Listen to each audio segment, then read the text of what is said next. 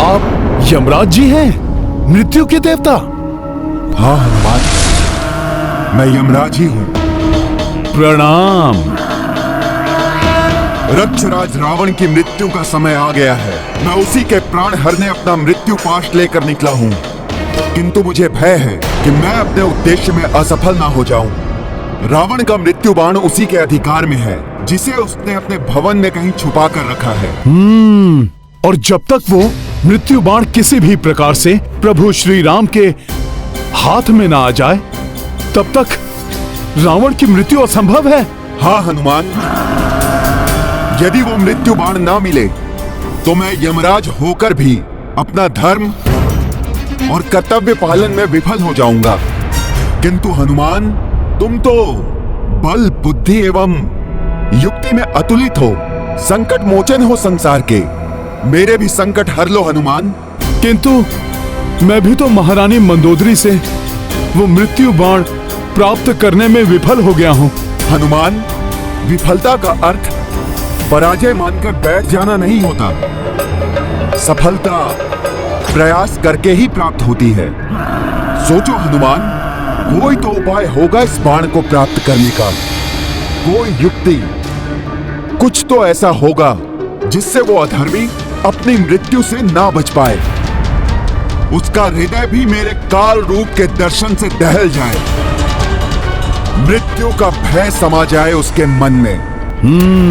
मृत्यु का भय अवश्य दहल जाएगा उसका हृदय आपके काल रूप के दर्शन से। मृत्यु का भय बहुत बड़ा होता है यमराज जी। उस अधर्मी को आप अपने इस मृत्यु काल रूप का दर्शन दीजिए। कहिए कि उसका अंत समय आ गया है। अवश्य ही भयभीत हो उठेगा वो कि बिना मृत्यु बाण के उसका अंत समय कैसे आ सकता है, और तब वो स्वयं हमें अपने मृत्यु बाण तक लेकर जाएगा।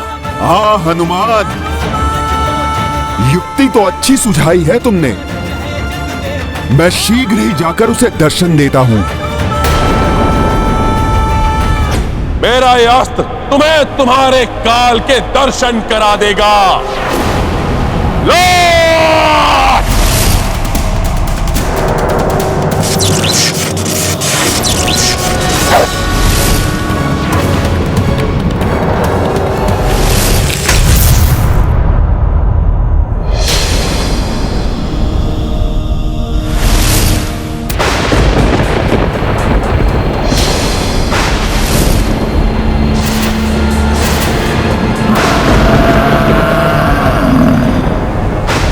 अकस्मात ही क्या होने लगा।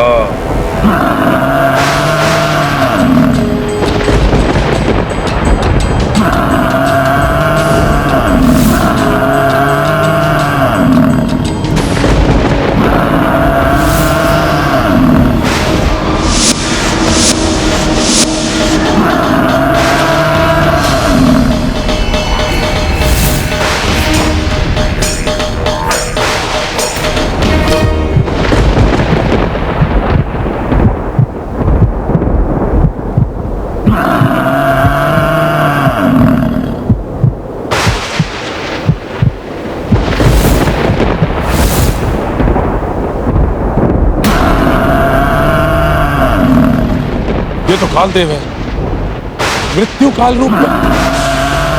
ये कैसे संभव है? मेरी मृत्यु का बाण तो मेरे पास ही सुरक्षित है। ये सब क्या होने लगा अकस्मात ही? ये रावण एकाएक भयभीत कैसे हो उठा?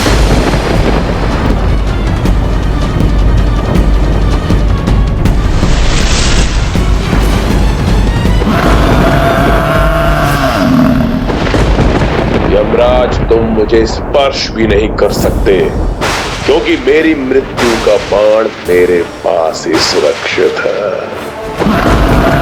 रावण, अब तुम्हारे अंत का समय आ गया है। अब तुम्हें मृत्यु के मुख में जाने से कोई नहीं बचा सकता। नहीं, असंभव है ये कैसे हो सकता?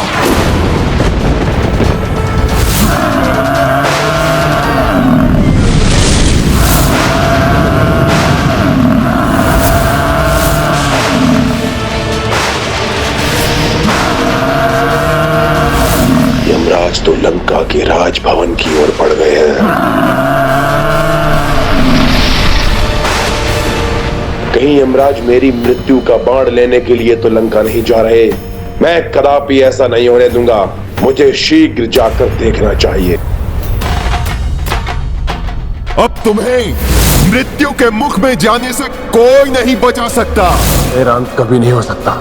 मुझसे मेरी मृत्यु का बाण कोई नहीं छीन सकता।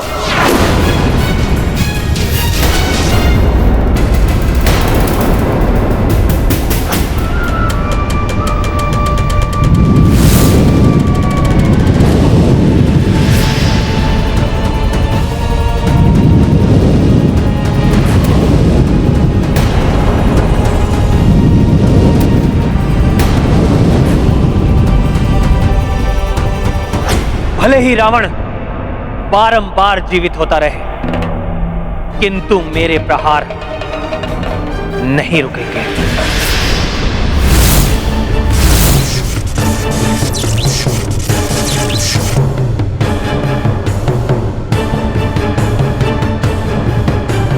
रावण, तुम कितना भी मायावी धूम्र से स्वयं को छुपा लो, मेरी दिव्य दृष्टि से नहीं बच पाओगे तुम।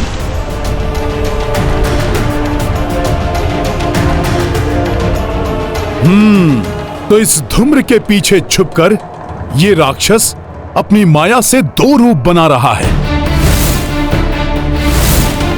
जिससे कि एक रूप यहां युद्ध करता रहे और दूसरा रूप मृत्यु बाण तक जा सके। तो मेरी युक्ति में तुम फंस ही गए रावण। तुम स्वयं मुझे उस मृत्यु के बाण तक लेकर जाओगे। रावण के इन दोनों रूपों में भेद करना कठिन है कि कौन वास्तविक रावण है एवं कौन मायावी रावण।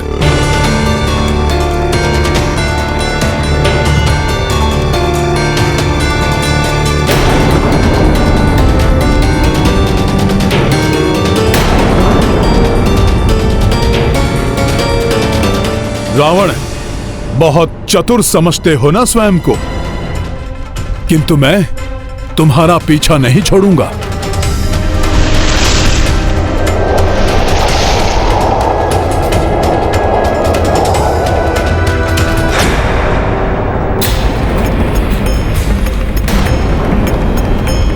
कुछ समझ में नहीं आ रहा है कि ये हो क्या रहा है।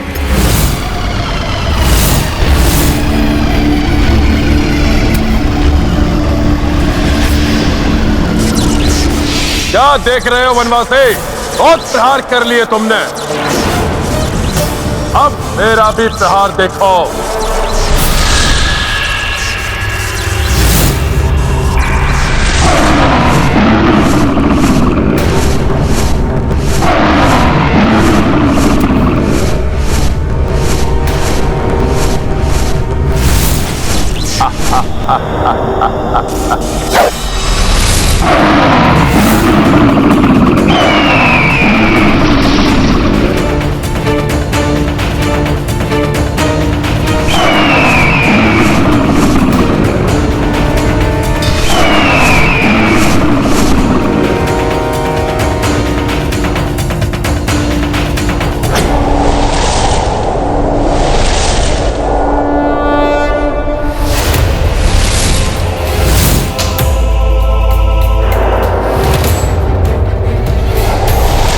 रावण, तुम जहां भी जाओगे तुम्हारे पीछे आऊंगा मैं।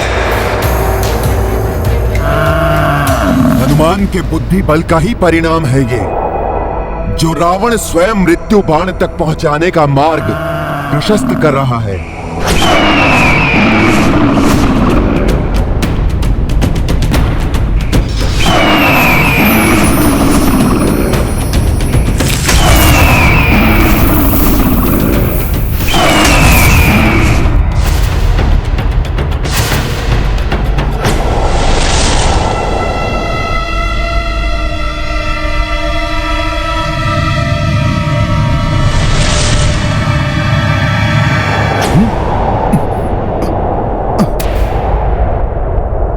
ये क्या?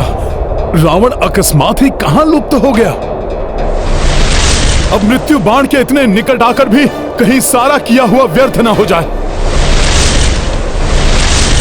नहीं, ऐसा नहीं हो सकता। रावण को मुझे शीघ्र ही ढूंढना होगा।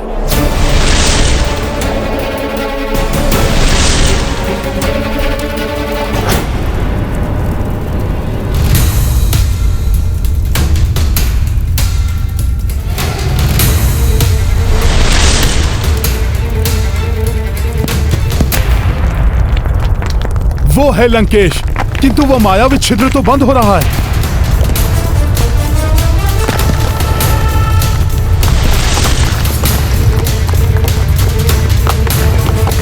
उस छिद्र के बंद होने के पूर्व ही मुझे उसके पार जाना होगा।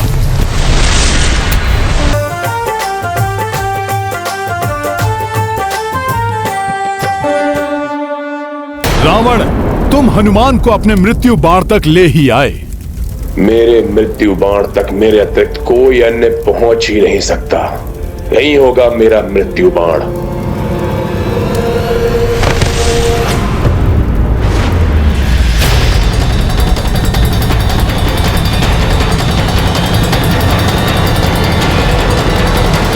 कोई नहीं है,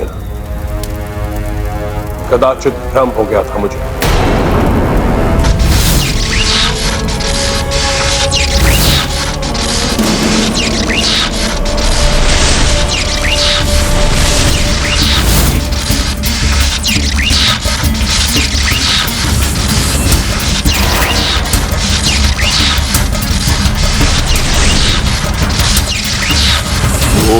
ओम जूम सः ओम जूम जूम।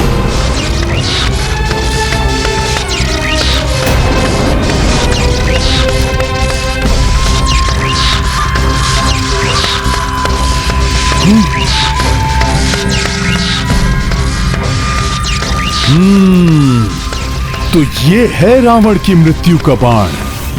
मैं जानता था मेरे इस मायावी गुप्त स्थान से इसे कोई नहीं ले जा सकता था।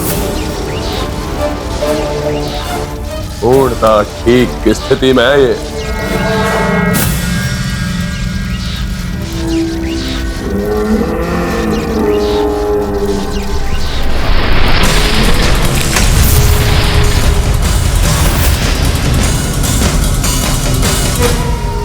अब जाकर उस वनवासी को समाप्त करता हूं।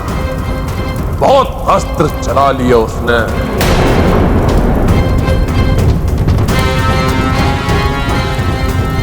अब रावण के अस्त्र चलेंगे।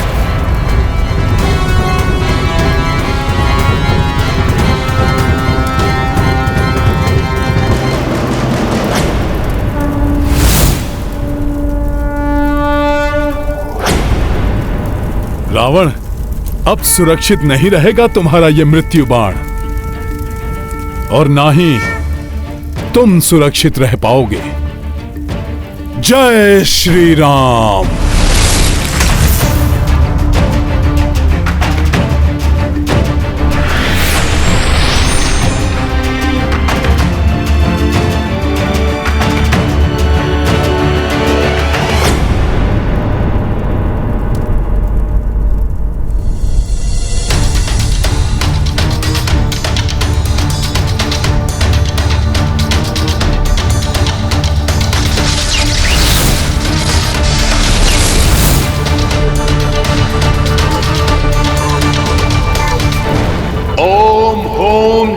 सः ओम होम जूम सः ओम होम जूम सः ओम होम जूम सः।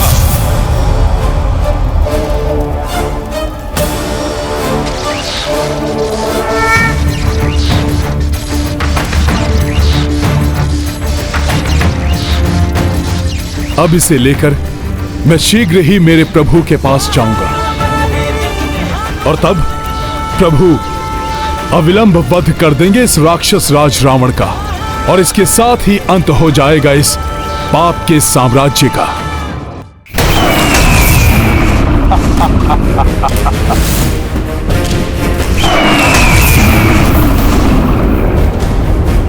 रावण का ये मायावी पशु बड़ा ही भयंकर प्रतीत हो रहा है। किंतु विजय प्रभु के अस्त्र से निर्मित पशु की ही होगी, क्योंकि अधर्म कितना भी भयानक और बलशाली क्यों न हो, विजय सदैव धर्म की ही होती है।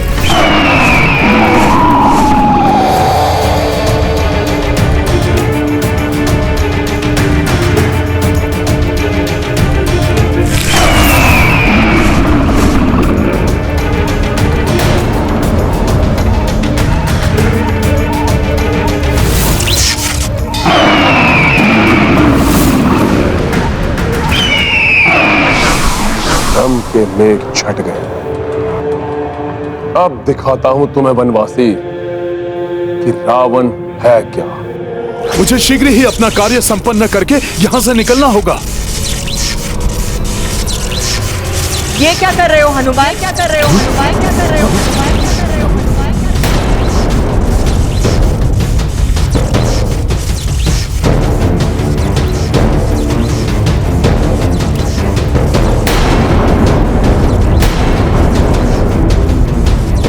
तो अब तुम छल का भी आश्रय लेने लगे हनुमान। धर्म की दुहाई देने वाला हनुमान अब चोर कंध पे उतर आया है। क्या ये अधर्म नहीं है? अधर्म नहीं है।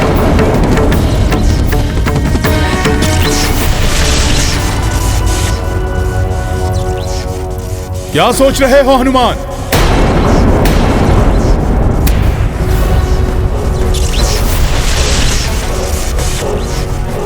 जो तुम कर रहे हो वो उचित है क्या?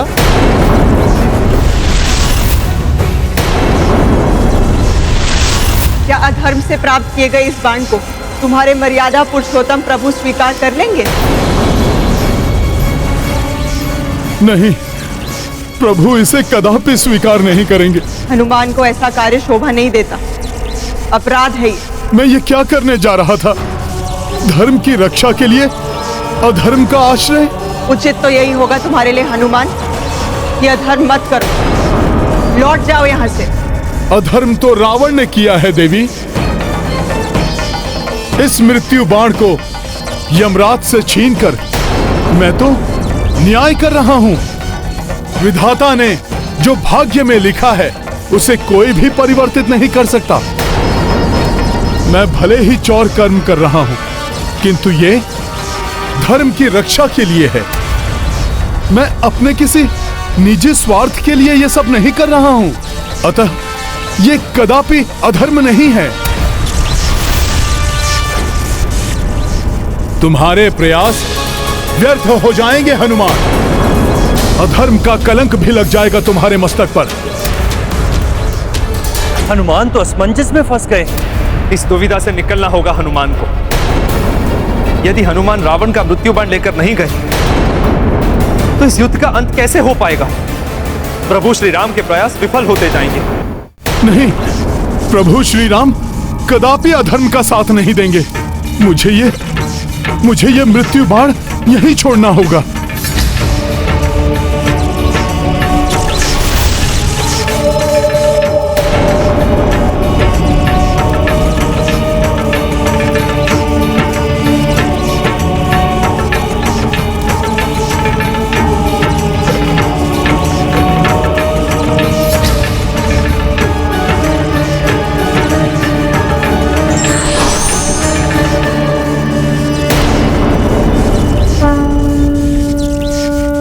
यमराज जी, आपके इस निर्मल धर्मराज रूप के दर्शन पाकर मैं धन्य हो गया। मेरा प्रणाम स्वीकार करें।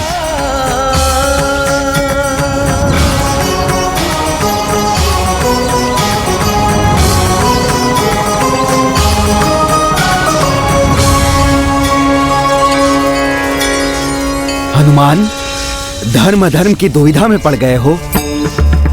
हाँ धर्मराज जी।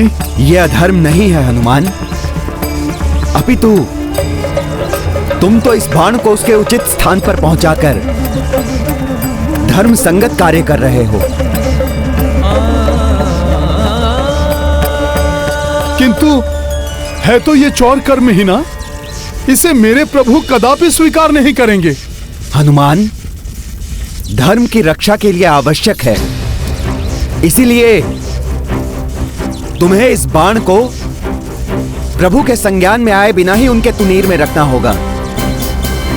इस प्रकार जैसे ही रावण के जीवन की अंतिम घड़ी आएगी, उसका मृत्यु बाण प्रभु के हाथ में आ जाएगा। किंतु ये तो पूर्णतया धर्म के विरुद्ध होगा।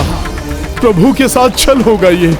नहीं हनुमान, कोई छल नहीं, कोई धर्म के विरुद्ध कृत्य नहीं होगा ये।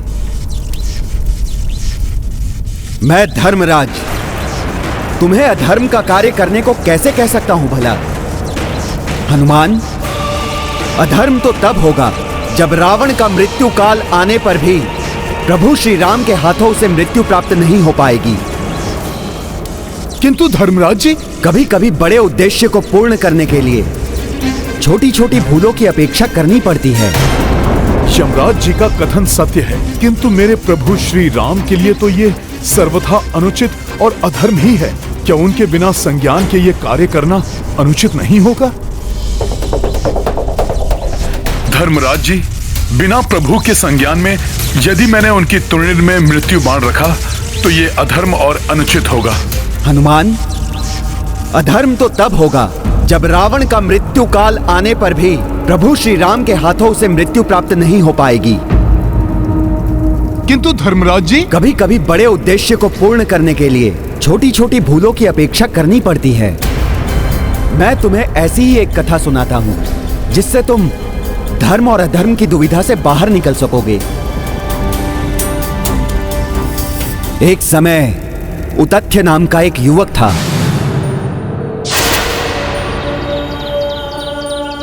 एक श्राप के कारण उसकी बुद्धि नष्ट हो चुकी थी और उसके परिजनों ने उसे मूर्ख कहते हुए घर से बाहर निकाल दिया था।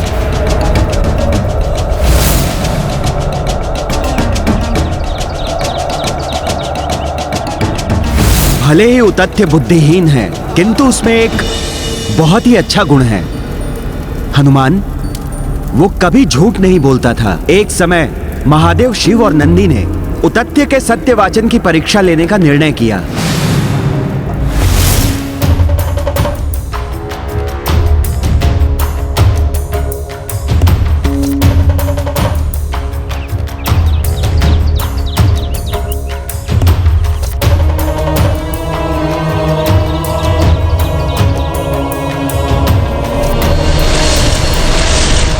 महादेव ने आखेटक का रूप धारण किया एवं नंदी हिंसक शूकर बन गए और शीघ्र ही आखेटक शिव अपना धनुष बाण लिए शूकर का पीछा करने लगे।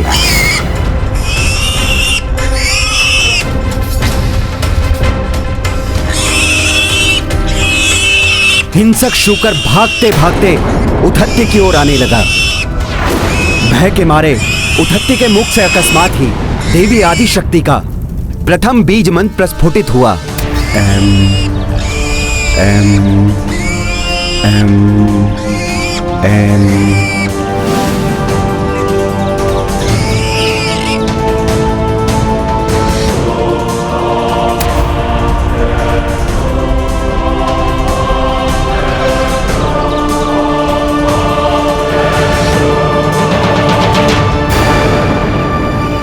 हे युवक, क्या तुमने मेरे आखेट को इस ओर आते हुए देखा है? चुप क्यों हो? बताओ। उस शूकर को आखेट करके मैं अपने परिवार के लिए आज रात के भोजन का प्रबंध कर लूंगा। तुम्हें भी इसका पुण्य मिलेगा। बताओ, कहां छुप गया है वो शूकर? क्या करूं मैं? सत्य बोलता हूं तो एक जीव के प्राण की हानि होगी, और यदि असत्य बोलकर उस जीव की रक्षा करता हूं तो असत्य वाचन का दोष लगेगा। अधर्म होगा ये। फिर क्या किया उसने? उस दुविधा से कैसे मुक्त हुआ उतथ्य? बुद्धिहीन होकर भी उसने उचित निर्णय लिया।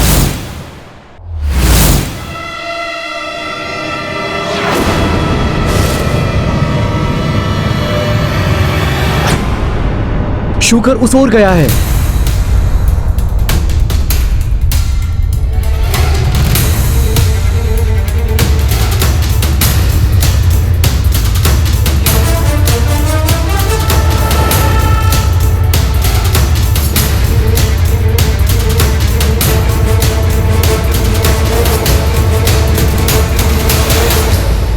उस जीव के प्राण बचाने के लिए उतथ्य ने असत्य बोला, तब तो वो अवश्य ही भोले बाबा की परीक्षा में असफल हो गया होगा। हनुमान, असत्य बोलकर भी उसने धर्म का पालन किया था। उतथ्य के झूठ बोलने से आखेटक क्रोधित हो उठा। तुमने मुझसे झूठ बोलने का दुस्साहस कैसे किया? सब तो यही कहते हैं कि तुम कभी भी असत्य वाचन नहीं करते हो। अब तुम्हें तुम्हारे दुस्साहस का दंड अवश्य मिलेगा। हाँ, मैंने असत्य बोला है, लेकिन मेरे छोटे से असत्य ने उस निर्दोष जीव के प्राण की रक्षा की है। मेरे इस छोटे से अधर्म से एक बड़ा धर्म का कार्य हुआ है। यदि आप मुझे दंड देना चाहते हैं तो मैं उसके लिए प्रस्तुत हूं।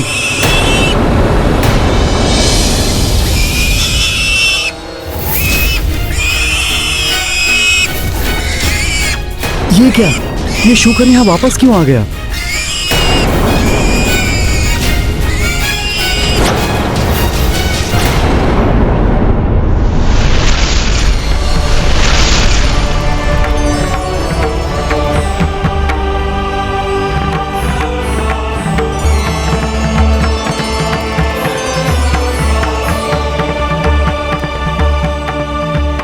महादेव, महेश्वरी, नंदी जी, आप सबके दर्शन से इस मूर्ख उतत्ती का जीवन धन्य हो गया। आप सबके चरणों में मेरा प्रणाम। उठो तथ्य, भले ही तुमने मिथ्या वचन कहे, किंतु कोई अधर्म नहीं हुआ है तुमसे। मेरी परीक्षा में सफल रहे तुम। मुझे दुविधा से उबारकर आपने मुझ पर बहुत बड़ा उपकार किया है प्रभु। तुम्हारा ये कृत्य संसार के समक्ष उदाहरण बनेगा कि असत्य संभाषण से यदि सबका कल्याण होता है तो वो असत्य धर्म नहीं होगा, और जिस सत्य से किसी निर्दोष का बुरा होता है वो सत्य होकर भी अधर्म कहा जाएगा। तुमने अपने असत्य से एक जीव की रक्षा करके यह सिद्ध कर दिया है उतत्य कि बड़े उद्देश्य, बड़े कार्यों के लिए यदि छोटे नियम तोड़ना भी पड़े तो वो अधर्म नहीं कहलाते। मैं मूर्ख क्या जानूं माता कि क्या धर्म क्या अधर्म। मुझे जो उचित लगा मैंने वही किया। ये मूर्खता नहीं, बुद्धिमानी कहलाती है उतत्य। और यही नहीं, तुम्हारे मुख से अनायास ही मेरे प्रथम बीज मंत्र एम का प्रस्फुटन भी हुआ है। अतः मैं तुम्हें आशीर्वाद देती हूँ कि आज से तुम मूर्ख उतत्य नहीं, महामुनि उतत्य के नाम से जाने जाओगे। मैं कृत हूँ माता। आप सबको कोटि कोटि नमन। तुम्हारा कल्याण हो उतत्य। परिस्थितियों के अनुसार ही ये निश्चित होता है कि कौन सा कार्य धर्म संगत है और कौन सा अधर्म है। अर्थात इस धरती से अधर्म एवं पाप का बोझ उतारने के लिए अधर्मी रावण का अंत होना आवश्यक है, और इसके लिए यहां से मृत्यु बाण को इस प्रकार ले जाना अधर्म नहीं है। तुम्हारा कार्य पूर्णतः धर्म संगत है हनुमान, किंतु अभी भी एक दुविधा उत्पन्न हो सकती है। अब कैसी दुविधा धर्मराज जी? वो दुविधा ये है हनुमान कि प्रभु इस बाण को चलाएंगे कहां? हनुमान, रावण को ब्रह्मदेव से आशीर्वाद स्वरूप अमृत की प्राप्ति हुई है, जिसे उसने अपने नाभि स्थल में धारण किया है। उसने नाभि स्थल को इसलिए चुना क्योंकि नाभि स्थल पर वार करना युद्ध के नियमों के विपरीत है। अतः मुझे संदेह है कि प्रभु युद्ध के नियमों के विरुद्ध ये कार्य कदापि नहीं करेंगे।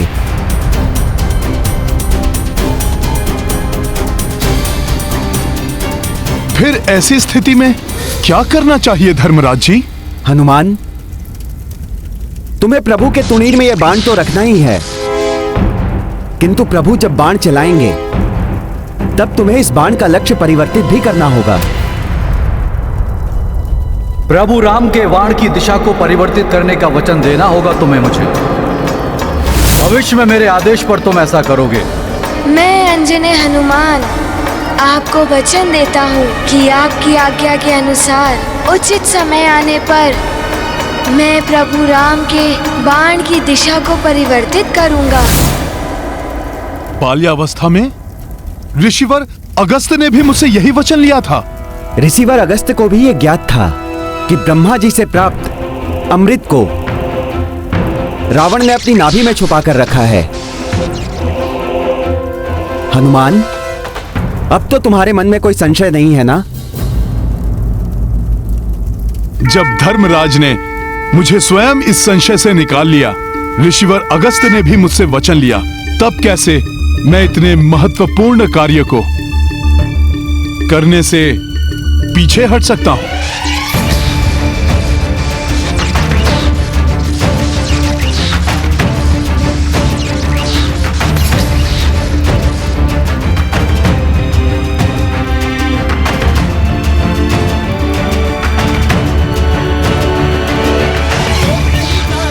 मैं प्रभु के तुड़िर में यह बाण रखूंगा। समय आने पर इसका लक्ष्य परिवर्तन भी करूंगा। अब अधर्म का नाश होगा और धर्म की विजय होगी, विजय होगी, विजय होगी, विजय होगी।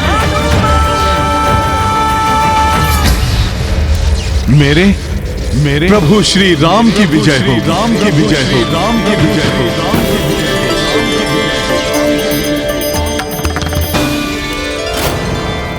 प्रणाम धर्मराज जी। सफल मनोरथ भव।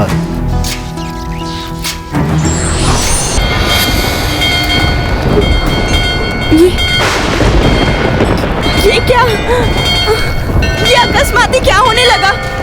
कहीं ये किसी बड़े अशुभ का संकेत तो नहीं है?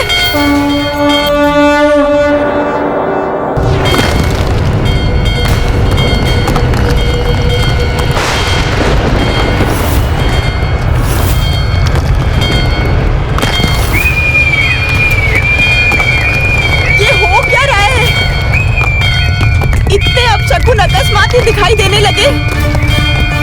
कहीं कोई बड़ा अनर्थ तो नहीं? नहीं नहीं।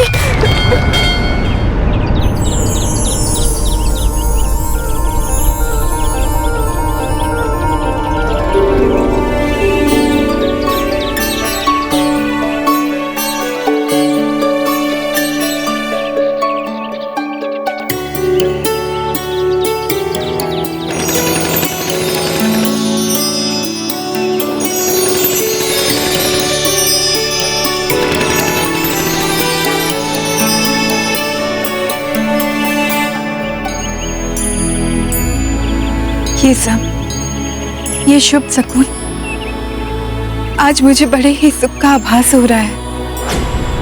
अवश्य ही ये अपशकुन अनर्थ की ओर संकेत कर रहे हैं। प्रभु,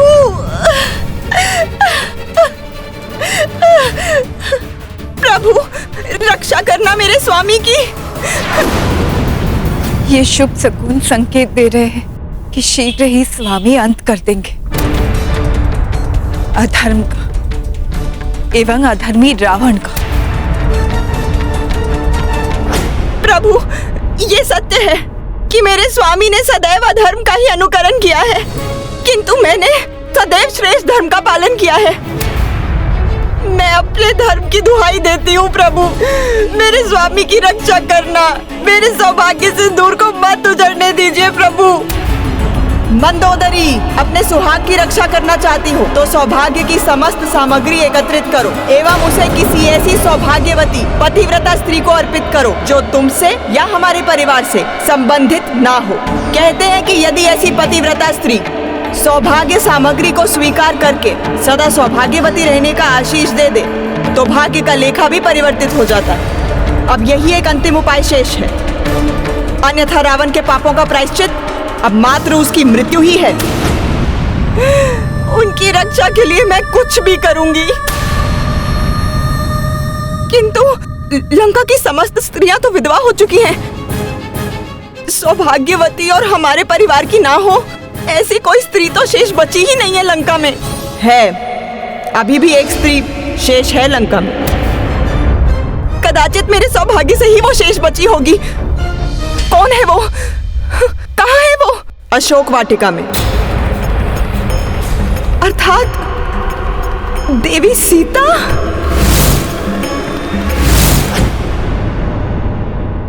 सौभाग्यवती एवं पतिव्रता होने के कारण सीता सौभाग्य सामग्री को ठुकरा भी नहीं सकती। उसे तुम्हें सदा सौभाग्यवती रहने का आशीष देना ही पड़ेगा। और चूंकि वो स्वयं देवी लक्ष्मी का अंश है, इसलिए उसके मुंह से निकला हुआ आशीष निष्फल नहीं हो सकता।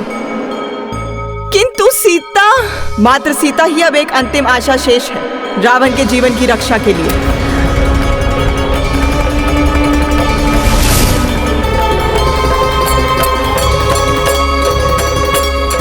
अब इस राक्षस के जीवन की कोई आशा शेष नहीं है। इसकी मृत्यु का बाण प्रभु के तुणिर में पहुंच चुका है। हाँ, विभीषण जी ने बताया था इसके बारे में। भ्राता लंकेश की मृत्यु का बाण स्वयं उनके पास ही है, जिसको प्राप्त किए बिना उनका वध असंभव है। मैं जानता था कि आप कभी भी प्रभु श्री राम के काज में असफल नहीं होंगे। कुछ भी करके आप मृत्यु बाण को लाने में सफल अवश्य हो जाएंगे। अब मुझे पूर्ण विश्वास हो गया है कि आज सूर्यास्त से पूर्व ही भैया राम इस मृत्यु बाण का प्रयोग अवश्य करेंगे। हाँ लक्ष्मण भैया, आज के सूर्यास्त के साथ ही पाप का साम्राज्य भी अस्त होने वाला है। नारायण नारायण। अब प्रभु के हर एक वार के साथ ही अधर्मी रावण अपने अंत के निकट पहुंचता जाएगा।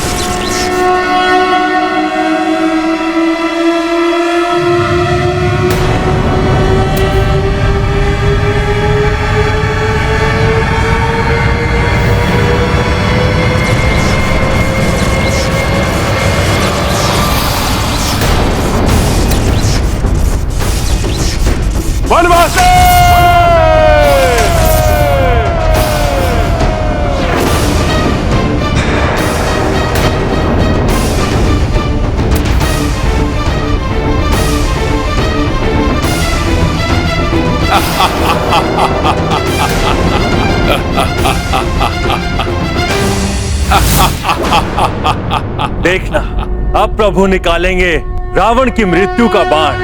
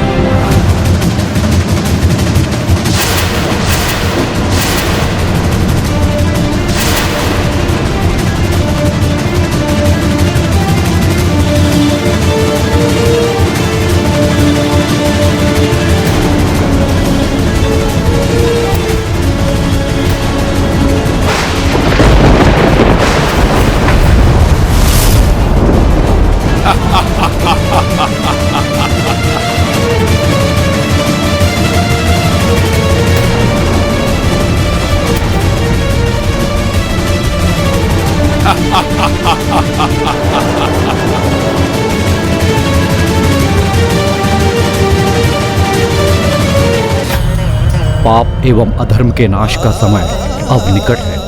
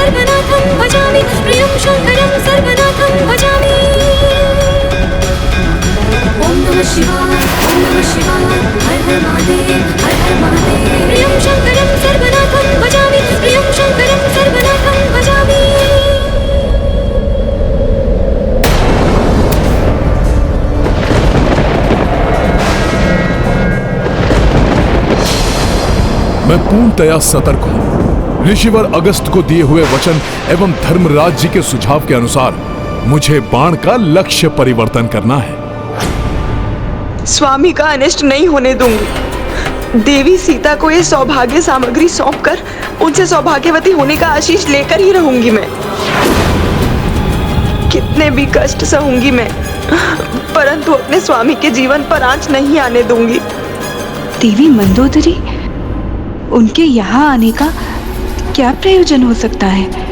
नारायण नारायण। यदि प्रभु के मृत्यु बाण से प्रहार करने के पूर्व ही मंदोदरी ने देवी सीता को सौभाग्य सामग्री सौंपकर उनसे सौभाग्यवती भव का आशीष प्राप्त कर लिया तो मृत्यु बाण भी प्रभावहीन हो जाएगा। रावण की मृत्यु पुनः टल जाएगी।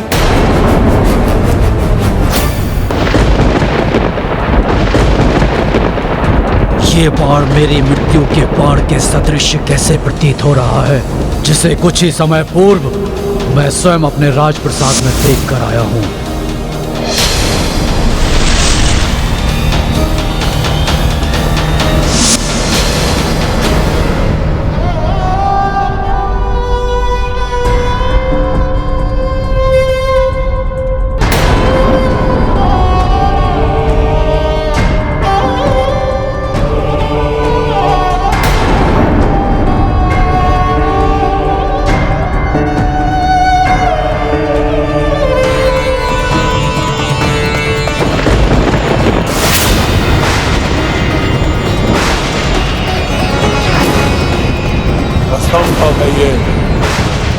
जिसे मैंने स्वयं अपने हाथों से अभी सुरक्षित किया था, वो मेरी मृत्यु का बाण इस वनवासी के हाथों में। अवश्य ही कोई छल है। मुझे भ्रमित कर भयभीत करना चाहता है ये वनवासी।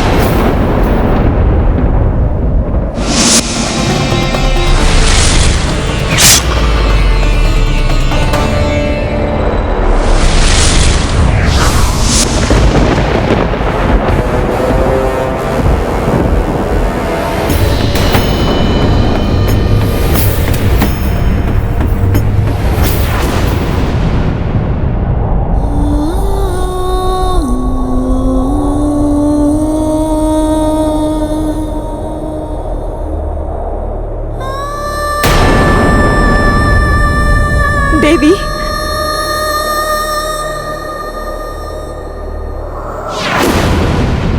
अनेक कष्ट उठाकर भी आपने पूर्ण निष्ठा से अपने पतिव्रत धर्म का पालन किया।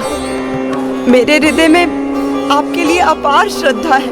मेरा विश्वास कीजिए देवी, मैंने सदैव स्वामी के प्रत्येक अधर्म का विरोध किया है। देवी मंदोदरी, आपके प्रति मेरे हृदय में कोई द्वेष नहीं। मुझे ज्ञात है आप पूर्णतः निर्दोष हैं। देवी, एक नारी ही दूसरी नारी की पीड़ा को समझ सकती है। आज मैं एक अभागन पतिव्रता अपनी व्यथा दूर करने के लिए आपसे एक याचना करने आई हूँ। सच्चे हृदय से आपको कुछ देने और आपसे कुछ लेने आई हूँ। बस आप ये मत कहिएगा कि मेरी याचना स्वीकार करना आपके लिए असंभव है। रावण हूं मैं, किसी भी छल और किसी भी चाल में नहीं फंसूंगा। इससे पूर्व ये वनवासी कोई चतुराई दिखाए, उसके पूर्व ही मैं अपने सबसे घातक आसुरी अस्त्र का प्रयोग करूंगा।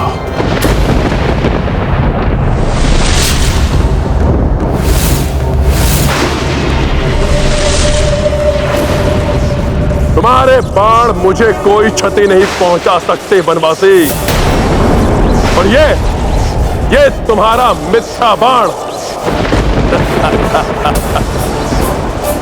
मेरा कुछ भी नहीं बिगाड़ सकता। इसकी मृत्यु इसके समक्ष खड़ी है,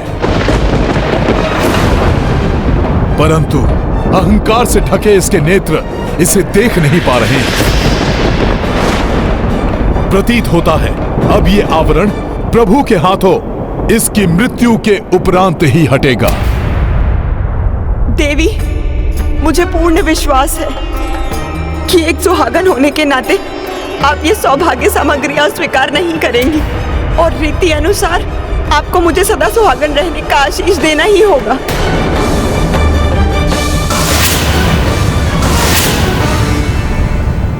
ये कैसी दुविधा में डाल दिया देवी मंदोदरी ने मुझे। मैं एक पतिव्रता सुहागन सौभाग्य सामग्री स्वीकार करने से मना नहीं कर सकती, परंतु धर्म और अधर्म के युद्ध में मेरे स्वामी मंदोदरी के पति से ही युद्धरत हैं, इसलिए उनकी इच्छा पूर्ण भी नहीं कर सकती मैं।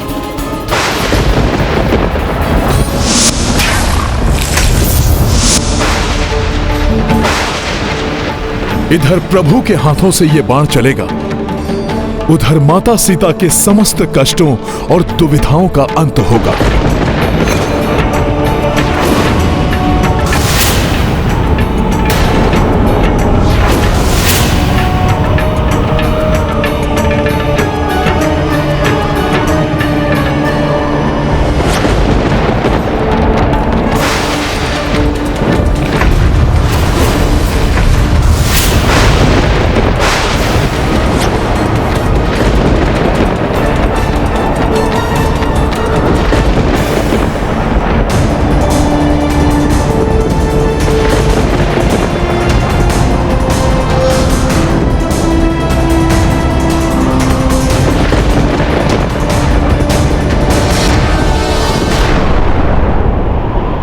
अपने दुष्कृत्यों से धर्म का नाश करने वाले रावण अब तुम्हारे सर्वनाश का समय आग आग आग।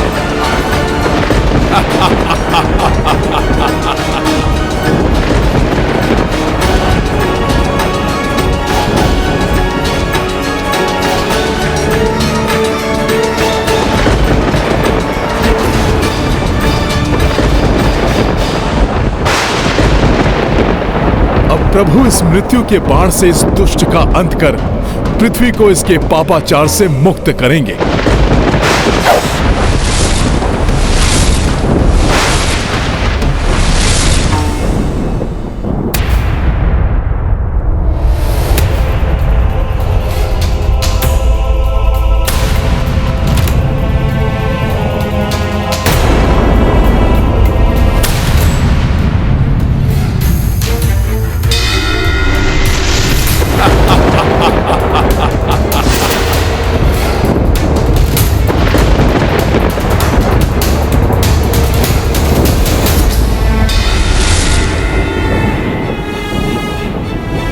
अनर्थ हो गया। मेरे सुहाग की प्रतीक मेरी सिंदूरदानी गिर गई।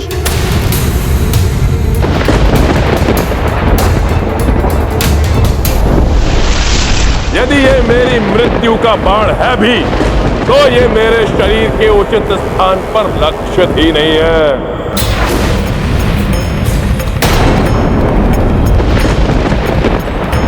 प्रभु राम के वाण की दिशा को परिवर्तित करने का वचन देना होगा तुम्हें मुझे। यही उचित समय है।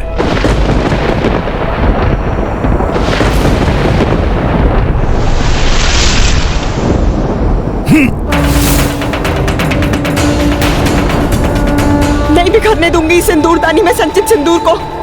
नहीं मिटने दूंगी अपने सुहाग की निशानी को मैं।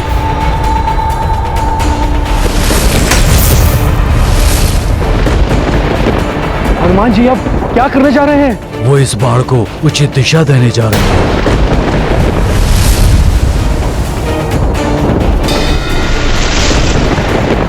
यदि हनुमान ने इस बाण को स्पर्श किया तो वो रावण वध में सौभाग्य बन जाएगी, जिससे प्रभु के एकाकी लड़ने का वचन खंडित हो जाएगा।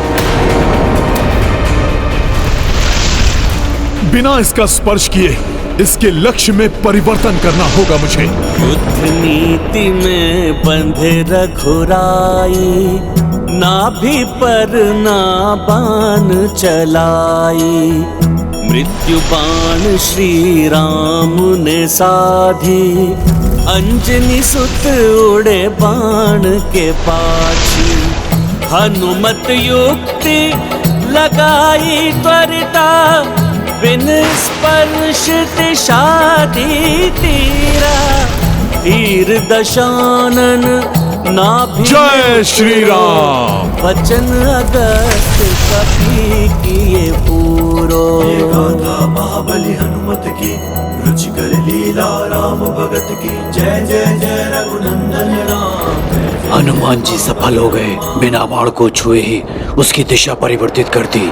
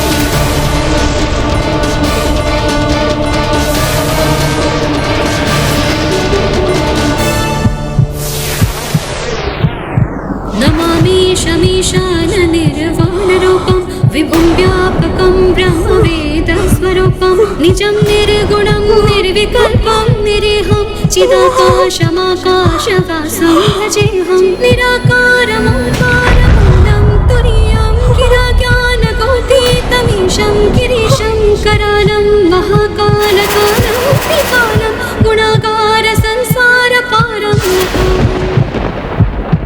नहीं, ये नहीं हो सकता। मेरी नाभि स्थल में स्थित अमृत, मुझे अमृत प्रदान करने वाला अमृत मुझे छोड़कर नहीं जा सकता, नहीं जा सकता।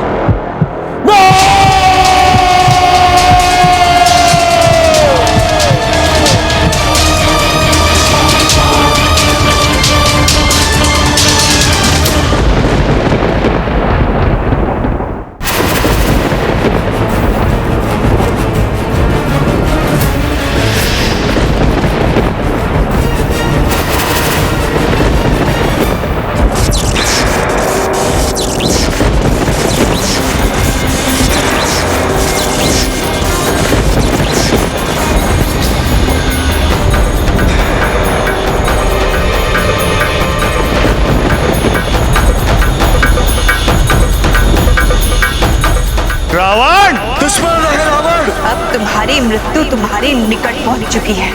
अपने नेत्र खोलो और देखो रावण। होगा तुम्हारा रावण।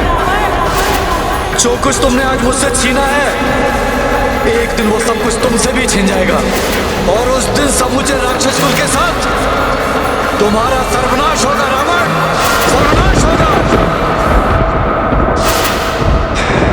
यदि युद्ध हुआ तो इसकी परिणति अति भयंकर होगी। ना तुम बचोगे और ना ही तुम्हारा कोई अपना। तुम्हारे इस दुष्कृत्य का प्रतिशोध मैं अवश्य लूंगी। पुनर्जन्म लेकर तुम्हारे ही विनाश का कारण बनूंगी। ये सीता उन्हीं वेदवती के प्रतिशोध की अग्नि है जो तुम्हें जलाकर भस्म करने आई। तुम्हारी मृत्यु तुम्हारे निकट पहुंच चुकी है, मेरे स्वामी और सेवक हनुमान के रूप में। अब अंत होगा तुम्हारे पाप के साम्राज्य का, अंत होगा अधर्म का, अंत होगा तुम्हारा रावण। रावण, तुम्हारे मृत्यु का भी जब समय आएगा, तुम्हारा यह मृत्यु बाण स्वतः उसके पास पहुंच जाएगा जिसके हाथों तुम्हारी मृत्यु होगी। तुम्हारे मृत्यु का भी जब समय आएगा, तुम्हारा यह मृत्यु बाण दुष्कृत्य का प्रतिशोध उसके पास पहुंच जाएगा जिसके हाथों तुम्हारी मृत्यु होगी। तुम्हारे ही विनाश का कारण बनूंगी।